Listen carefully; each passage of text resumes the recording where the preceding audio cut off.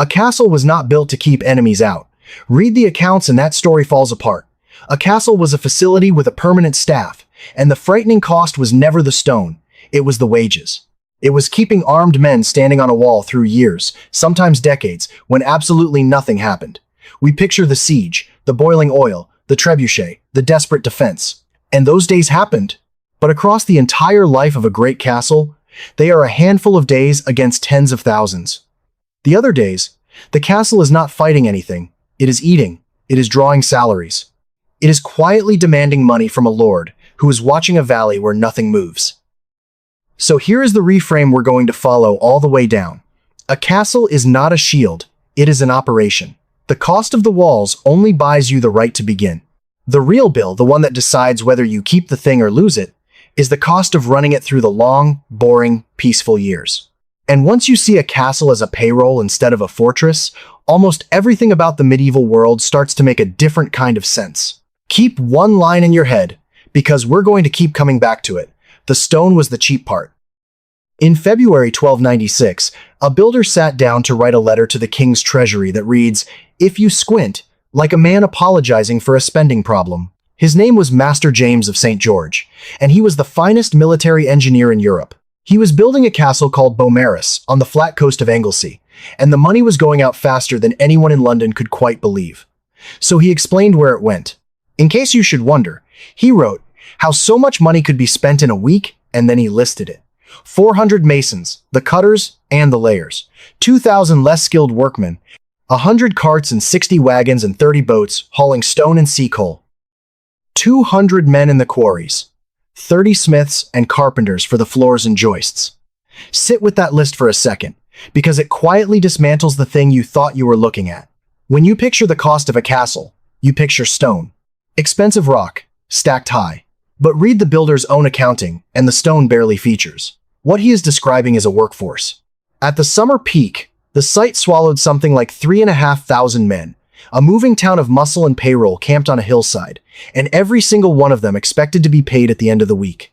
And notice what the list is really made of. 30 boats and a fleet of carts. Because the stone and the sea coal had to be hauled in from elsewhere, the site devoured materials faster than any local supply could feed it. 200 men in the quarries, a separate small army just to cut the raw rock loose before a single mason could touch it. This was not a building project in the way we'd recognize one. It was a supply chain, a logistics operation. A temporary industrial complex stood up on an empty coast, and every link in it ran on wages. Miss 1 week's pay, and the town of 3,000 simply melts away. That is where a medieval fortune actually went. Not into the quarry. Into the hands of the people carrying it. The stone was the cheap part, and Beaumaris is the one that breaks your brain, because Beaumaris is the one they never finished. The accounts record roughly £15,000 poured into that single site before the work finally stopped. £15,000 in a period when a skilled man was glad to earn a few pence a day. And for all of it, if you stand on Anglesey today, you are looking at towers that were never raised to full height. A castle, reportedly, a few £100s short of complete, abandoned mid-sentence. The most expensive thing the crown was building, and it never got its final story. To feel the size of £15,000, stop thinking in coins and think in days of human labor. A common workman on that site earned perhaps a penny or two a day, and there are 240 pence in a pound. Turn the crank on that arithmetic, and £15,000 becomes, very roughly, millions of days of work, lifetimes of it, stacked up and poured into a single unfinished shape on a cold coast. The king looked at that, ran out of money and patience, and walked away from it a few £100s from the end. Hold that image, the unfinished tower, the money gone. Because the obvious question is the wrong one. The question isn't how they could spend so much. It's what they thought that spending was going to buy. Beaumaris was not alone. It was the last link in a chain.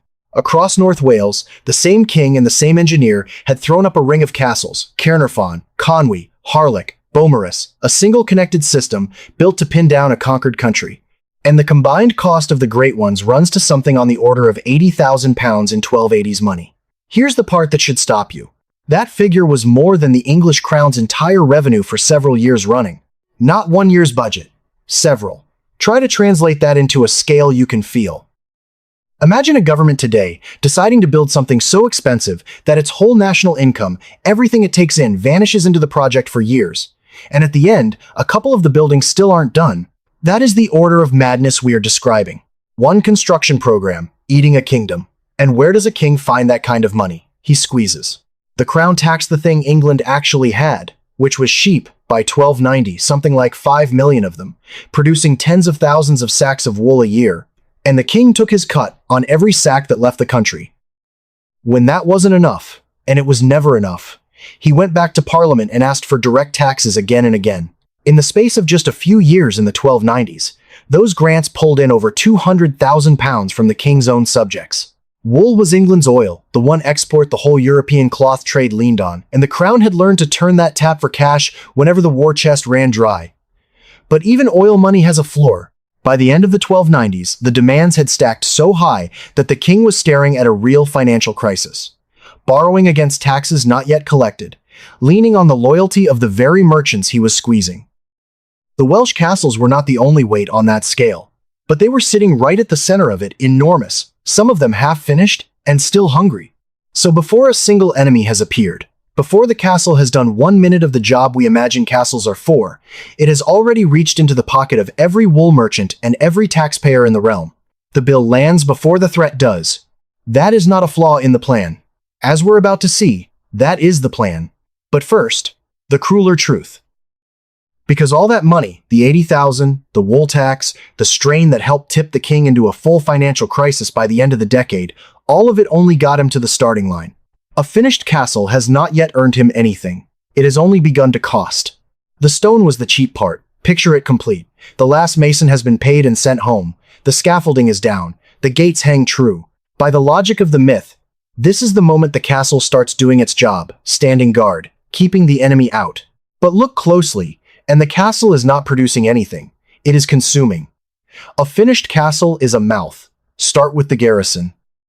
Those walls do not defend themselves. They need men on them, and men have to be fed every day, in the years of war and the far longer years without it. Then the horses, which eat whether or not anyone rides them. Then the smith, because iron rusts and hinges fail, and weapons dull, whether or not a battle is coming. Then the stores, and this is the part the romance never mentions. A castle that might one day be besieged has to keep a besieged castle's pantry all the time. Reserves of wheat and barley and oats, salted fish, wine and ale, fuel to cook it with. Food laid in against a siege that, in most years, simply never arrives, and quietly spoils, and has to be bought again. And the mouths are not only the soldiers. A working castle carried a whole salaried household, a constable to command it, a porter for the gate, a watchman, a chaplain, clerks to keep the accounts of the very taxes the castle brought in. Add the war horses and the everyday horses, each one eating its way through a laborer's yearly wage and fodder. Add that the grain and hay had to be carted in and kept dry, and that stored food is food you are slowly losing to damp and rats no matter how careful you are. The castle didn't just need a garrison. It needed an entire support system to keep that garrison alive, and the support system had a wage bill of its own. We can watch this exact logic play out at Dover, the great gateway castle of England. For a long time it was held the old way, by knights taking turns to serve their required stint. But in the 13th century, the crown looked at that rotating, part-time force and decided it wasn't good enough, not reliable, not trained, not always there. So they changed the model.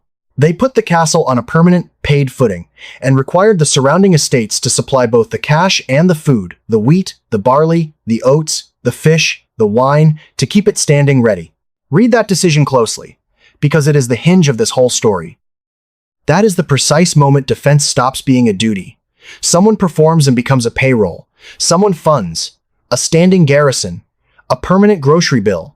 A cost with no off switch, running in the background of every ordinary, uneventful year. And then there is the stone itself, which we call the cheap part. And it is, but only at the start. Once built, stone and timber and lead never stop failing quietly. Rain gets into a wall. A roof sags. Mortar crumbles. There is no year in a castle's life when nothing needs repair. The building is not an asset that sits there holding its value. It is a boat with a slow leak, and someone is always, always bailing. So now imagine the thing that actually happened most of the time. Not the siege. The absence of one. Year after year, the garrison holds a castle that no one comes to attack. In the Welsh castles that cost a kingdom to raise, the everyday guard could be just a few dozen men, a small, bored, permanent staff rattling around inside walls built to hold off an army. They are paid. They are fed. The horses are fed. The stores are topped up and rotated. The mason patches what the winter broke. And the enemy does not come. And the next year, the enemy does not come either. And still, the money goes out. Here I have to be honest about the evidence. Because this is exactly where the popular story would love to hand you a single clean number. The annual cost of holding a castle in peacetime, and the surviving accounts mostly refuse to. They're patchy, scattered across decades and institutions, and a tidy figure that covers everything is genuinely hard to pin down. But that absence is not a dead end. It is a clue. The reason peacetime cost is so hard to total up is that it never came as one dramatic bill. It came as 1,000 small, boring, relentless ones. Wages and oats and roof lead and saltfish, the kind of spending too routine for anyone to have summarized, precisely because it never stopped. You can feel how relentless it was in the places where it broke down. At Dover, one 13th century constable was specially remembered for how carefully he made sure the soldiers were actually paid on time, which quietly tells you that being paid on time was not something a garrison could count on. And that same man, who ran one of the most important castles in England, died with the crown still owing him his own salary. His widow had to take the exchequer to court to recover the arrears. Sit with that. If the man in charge of Dover couldn't reliably get paid, picture the ledger stretching out behind him. The running cost was so constant and so heavy that even the crown itself kept falling behind on it. And when the quiet did break, the cost didn't shrink, it detonated. When a serious Welsh revolt flared in the mid-1290s, the campaign to put it down ran to something like £55,000, with 16,000 more just to repair the damage at Carnarvon. One rebellion, and another fortune, is gone on top of the payroll that had been draining away the whole peaceful stretch before it. That is the trap of the standing operation. In peace, it bleeds you slowly. In war, it bleeds you fast. There is no setting on which it costs you nothing, which raises the only question that matters. The one we parked back at the unfinished tower. If a castle costs a fortune to build, and a fortune to run in war, and a slow fortune to run even when nothing happens at all, why on earth would any rational person build one? Here is where the whole thing turns over. We have been assuming, this entire time, that the castle's job is defense, that you weigh all that cost against the value of not being killed. And as long as you believe that, the arithmetic looks insane. You are spending a kingdom and running a permanent deficit to guard against an attack that, in most years, never comes. But the historians who study these buildings for a living keep pointing at something else. A castle was not primarily a thing you hid behind. It was a thing you controlled from. Look at where they put them. Not in safe corners. On the strategic ground, the hilltop over the road, the bend of the river, the mouth of the valley. The one spot where everything and everyone in the district had to pass. A castle was planted on the throat of a territory on purpose. And from that spot, it did the real work. It was where taxes were collected. It was where justice was dispensed, where disputes were settled, and the Lord's law was enforced. It was the administrative headquarters of the surrounding land, a government office with a moat. When a lord's rents came due, they were brought to the castle. When two villagers went to law, they were judged at the castle. When an order had to be forced through the district, the men who forced it rode out from the castle and back to it. Strip away the battlements, and what's left is simply the most important building in the local economy, the one place where money, law, and force all converged and were held together by one man on behalf of another. To hold the castle was to hold everything within reach of it. The walls weren't there to keep the country out. They were there to keep control of the country in. And now, the flip. Because if the castle's purpose was to command the territory around it, then the people truly paying for that castle year after year, in peace and war alike, were never really the king. They were the farmers and merchants and villagers living in its shadow, the ones being taxed and judged and governed by the very fortress their labor was funding. The castle extracted from the radius the money the radius was forced to feed back into the castle. The garrison on the wall wasn't guarding those people. It was standing over them. That is the cost the myth never counts, and it wasn't paid in stone. It was paid quietly, by everyone who lived close enough to be reached. So we can finally answer the question from the unfinished tower. What did the £15,000 buy? What was the £80,000 for? Not safety, reach. What that money bought was a permanent right to reach into a circle of land and pull value out of it, to tax it, judge it, and compel it. from a fixed point that couldn't be ignored or ridden past. The castle converted a one-time construction cost and an ongoing running cost into a standing stream of authority and revenue over everyone within a day's ride. That is why it was worth building the impossible thing. Not because the walls would repel an army, most of them rarely had to, but because the walls made the collection permanent. An army marches through and leaves. A castle stays. It turns a conquest, which is a moment, into an administration, which is forever. That is the unlock. Stone converts a victory you can lose overnight into a machine that keeps paying out for a century. An occupying army is a cost with no address. It has to be somewhere. And wherever it is expensive and temporary. A castle gives the cost a permanent home, and in exchange it makes the authority permanent too. The garrison can shrink to a skeleton in peacetime precisely because it can. The building does the intimidating on its own, squatting on the high ground where nobody in the valley can fail to see it. That is the efficiency the myth keeps missing. The walls did their most important work by never being tested at all, by standing there, year after quiet year, as a fact no one in the district was in any position to argue with. And it reframes the cost completely. The running expense, the garrison, the oats, the endless repairs stops looking like waste and starts looking like an overhead. It's the price of keeping the collection machine switched on. You don't resent the cost of running a mill while the grain is flowing. The castle's peacetime bill was the cost of keeping the territory's revenue flowing through the years when force wasn't needed to make it flow. Which is also, quietly, why a castle could be abandoned. When the territory was secure enough that you no longer needed the fortified office to hold it, when the collection could happen without the garrison, the whole expensive apparatus stopped being worth its overhead. Castles didn't mostly die by siege. They died by becoming unnecessary. The money stopped making sense, so the money stopped. If this pattern feels oddly familiar, that's because we never actually left it. We just build it out of different materials now. Think about what a castle really was. Structurally.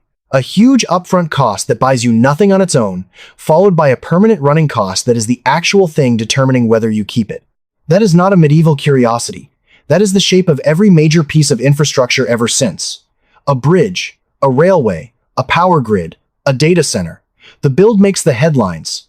The build is the number everyone argues about. But the build only opens the door. What decides whether the thing survives is the boring, unglamorous, never-ending cost of operating it after the ribbon is cut. Ask why a transit line gets canceled, why a bridge is left to rust, why a grand public project quietly dies a decade after it opened, and the answer is almost never that something destroyed it. It's that someone finally did the arithmetic on keeping it running, and the numbers stopped making sense exactly the way it eventually stopped making sense for the castles. And here's where the analogy has to be honest about its own limits. Because it isn't a perfect fit. A modern bridge is meant to serve the people who pay for it. A medieval castle was frequently the opposite infrastructure aimed at the population, not built for it, a machine for extracting from the many to hold the few in place. The mechanics rhyme. The purpose often doesn't. Don't let the tidy comparison launder what these buildings were actually for, but strip the moral question away and the engineering lesson stands, and it's one we relearn constantly. The cost of building something has never been the number that decides its fate. The cost of keeping it running is. Anyone can cut the ribbon. Staying open is the hard part. So go back, one last time, to the wall. It's a cold morning, decades after the last time anyone attacked. The great towers hold. And on them stand a few dozen men, fed, paid, watching a valley where absolutely nothing is happening, and nothing is going to happen today, and probably nothing tomorrow either. That is the castle. Not the siege we imagine, but this. The quiet, the boredom, the relentless small expense of keeping people ready for a fight that mostly never comes. Everything the myth celebrates lasted a few days. Everything the myth ignores lasted 100 years, and cost a fortune the whole time. A castle didn't cost a fortune because of the stone. It cost a fortune because someone had to stand on that wall in all the years when nothing happened at all. The stone was the cheap part. It always was.